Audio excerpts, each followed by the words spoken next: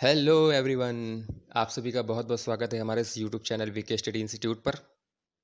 22 जून से संबंधित सभी महत्वपूर्ण करंट अफेयर्स आपको इस वीडियो में दिए जा रहे हैं।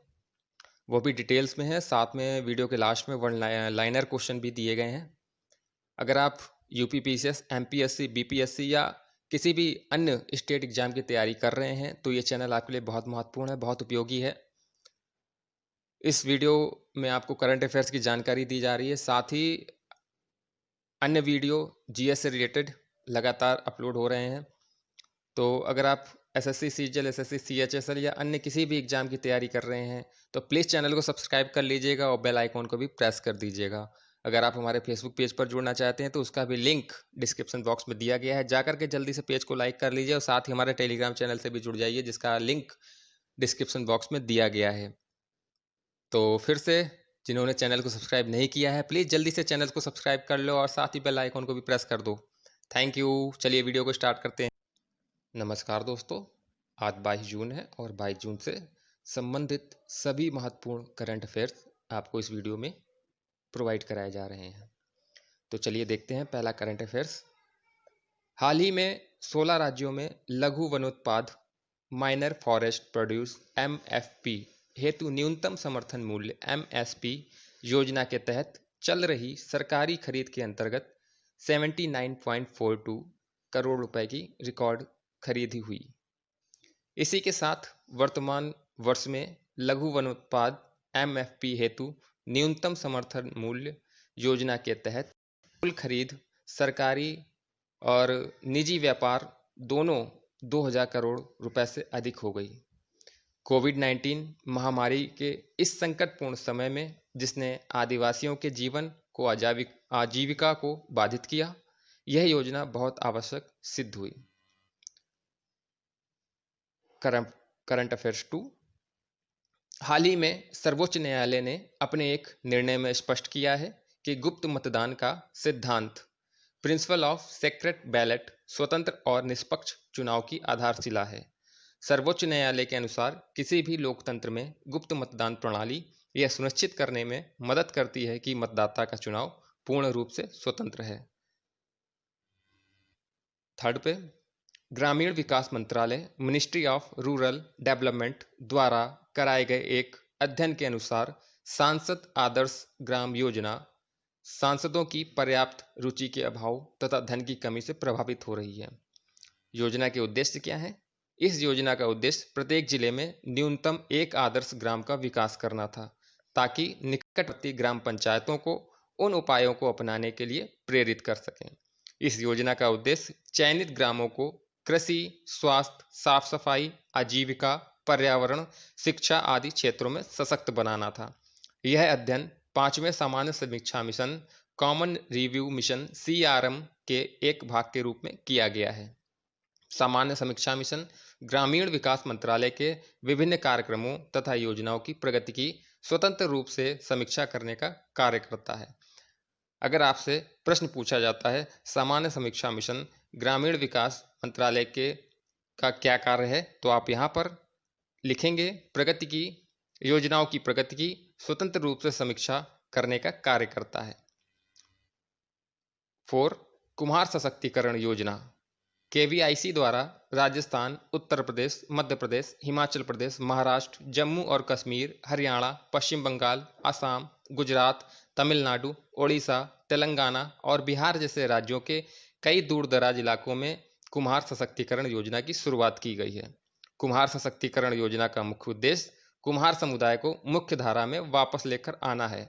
इस योजना के अंतर्गत KVIC द्वारा बर्तनों के उत्पाद का निर्माण करने के लिए उपयुक्त मिट्टी को मिलाने के लिए अनुमिश्रक मशीनों और पग मिल्स जैसे उपकरण उपलब्ध कराए जाते हैं। इन मशीनों ने मिट्टी के बर्तनों के निर्माण की प्रक्रिया में लगने वाले कठिन परिश्रम को भी समाप्त कर दिया है और इसके कारण कुम्हारों की आय 7 से 8 गुना ज़्यादा बढ़ गई है। 5. भारतीय उद्योग परिसंघ confederation of Indian industry CII ने भारत के व्यापार परिदृश्य को आसान बनाने के लिए प्रमुख क्षेत्रों में आवश्यक उपायों की पहचान की है ताकि आत्मनिर्भर भारत का निर्माण किया जा सके। प्रधानमंत्री द्वारा कोविड-19 महामारी के दौरान देश को संबोधित करते हुए आत्मनिर्भर भारत अभियान चर्चा की गई थी। भारतीय उद्योग परिसंघ ने आत्मनिर्भर भारत के निर्माण के लिए व्यापार सुगमता परिदृश्य में आवश्यक सुधारों पर बल दिया है। व्यापार सुगमता सूचकांक। विश्व बैंक द्वारा जारी व्यापार सुगमता सूचकांक ईज ऑफ डूइंग बिजनेस किसी भी देश के व्यापार परिदृश्य की सुगमता को मापता है। व्यापार सुगमता सूचकांक में व्यवसाय शुरू करना, निर्माण परमिट, विद्युत संपत्ति का पंजीकरण, ऋण उपलब्धता, अल्पसंख्यक निवेशकों की सुरक्षा, करों का भुगतान करना, सीमा पार व्यापार, अनुबंध लागू करना, दिवालियापन होने पर समाधान आदि मानक शामिल हैं। भारत की रैंकिंग में सुधार हुआ है। विश्व बैंक द्वारा जारी व्यापार सुगमता रिपोर्ट 2020 में भारत 190 देशों में 63वें स्थान पर है। सरकार के निरंतर प्रयासों के परिणाम स्वरूप भारत पिछले 5 वर्षों में 2014 से 2019 में व्यापार सुगमता सूचकांक में अपनी रैंकिंग 79 पायदानों का उल्लेखनीय सुधार करने में सफल रहा है। व्यापार सुगमता सूचकांक 2020 में भारत की रैंकिंग निम्नलिखित मापदंडों में सुधार देखने को मिला है। नेक्स्ट है विश्व हाइड्रोग्राफी दिवस। प्रत्येक वर्ष जून 21 को विश्व हाइड्रोग्राफी दिवस वर्ल्ड हाइड्रोग्राफी डे का आयोजन किया जाता है। इस दिवस के आयोजन का मुख्य उद्देश्य मौजूदा समय में हाइड्रोग्राफी के महत्व और उसकी प्रासंगिक को रेखांकित करना है। हाइड्रोग्राफी का अभिप्राय विज्ञान की उस शाखा से है जिसमें पृथ्वी की सतह के नौगम्य भाग और उससे सटे तटीय क्षेत्रों की भौतिक विशेषताओं को मापा जाता है एवं उसका वर्णन किया जाता है। इसके अंतर्गत महासागरों, समुद्रों, तटीय क्षेत्रों, झीलों और नदियों में आदि को मापने के साथ साथ आगामी समय में इनमें आने वाले विभिन्न परिवर्तनों की व्याख्या की जाती है।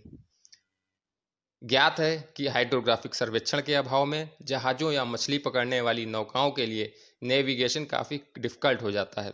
इस विश्व हाइड्रोग्राफी दिवस मोनाको स्थित अंतर्राष्ट्रीय हाइड्रोग्राफिक संगठन की पहल पर मनाया जाता है। यह दिवस सर्वप्रथम वर्ष 2006 में आयोजित किया गया था। वर्ष 2020 के लिए इस दिवस की थीम स्वायत्त प्रौद्योगिकियों को सक्षम करती हाइड्रोग्राफी इनेबलिंग ऑटोनोमस टेक्नोलॉजीज रखा गया है।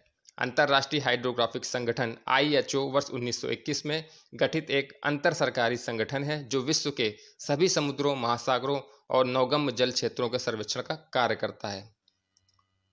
विश्व संगीत दिवस। प्रत्येक वर्ष 21 जून को विश्व संगीत दिवस वर्ल्ड म्यूजिक डे मनाया जाता है। 21 जून को विश्व योगा दिवस, अंतर्राष्ट्रीय योगा दिवस भी मनाया जाता है। अब बहुविकल्पी प्रश्न पर आते हैं। भारतीय रिजर्व बैंक RBI ने PMC बैंक पर प्रतिबंध कितने दिनों के लिए बढ़ा दिया है? विकल्प A 6 माह, B 10 माह, C 11 माह, D 8 माह। तो इसका सही आंसर है 6 माह। भारतीय रिजर्व बैंक ने PMC बैंक पर लगे प्रतिबंध को 6 माह के लिए बढ़ा दिया है। वहीं ग्राहकों को राहत देने हेतु कैश निकालने की लिमिट बढ़ा दी है। अब बैंक के डिपॉजिटर्स 1 लाख रुपए तक निकाल सकेंगे। अब तक ये लिमिट 50,000 रुपए की थी। RBI के इस फैसले से करीब 84% डिपॉजिटर्स को राहत मिली है। दरअसल RBI ने नियमों के उल्लंघन और गड़बड़ी को लेकर PMC बैंक पर पाबंदी लगा दी थी। क्वेश्चन नंबर 2, रणजी क्रिकेट में सबसे ज़्यादा विकेट लेने वाले किस स्पिनर का हाल ही में निधन हो गया? A Rajendra Goyal, B Bishan Singh Bedi, C Anil Kumble या D चेतन शर्मा। तो इसका सही आंसर है राजेंद्र गोयल। प्रथम श्रेणी क्रिकेट में अपने जमाने के दिग्गज स्पिनर राजेंद्र गोयल का उम्र संबंधी बीमारियों के कारण हाल ही में निधन हो गया। वे 77 वर्ष के थे। गोयल ने हरियाणा और उत्तर क्षेत्र की तरफ से प्रथम श्रेणी में क्रिकेट में 157 मैचों में 750 विकेट चटकाए। वे 44 साल तक प्रथम श्रेणी क्रिकेट खेलते रहे। सुनील गावस्कर ने अपनी किताब आइडल्स में जिन खिलाड़ियों को जगह दी थी उसमें गोयल भी शामिल थे। क्वेश्चन नंबर 3, पूर्व RBI गवर्नर उर्जित पटेल को हाल ही में किसका चेयरमैन नियुक्त किया गया? A NCAER, B NIPFP, C ICR IER या D ADB। तो इसका सही आंसर है B NIPFP। भारतीय रिजर्व बैंक के पूर्व गवर्नर उर्जित पटेल को राष्ट्रीय लोक वित्त एवं नीति संस्थान NIPFP का चेयरमैन नियुक्त किया गया है। आर्थिक शोध संस्थान ने कहा कि उर्जित पटेल 22 जून 2020 से यह पद संभालेंगे। वे विजय केलकर का स्थान लेंगे। विजय केलकर ने 1 नवंबर 2014 को संस्थान के चेयरमैन पद संभाला था। उर्जित पटेल ने 10 दिसंबर 2018 को आरबीआई गवर्नर के कार्यकाल पूरा होने से पहले ही इस्तीफा दे दिया था।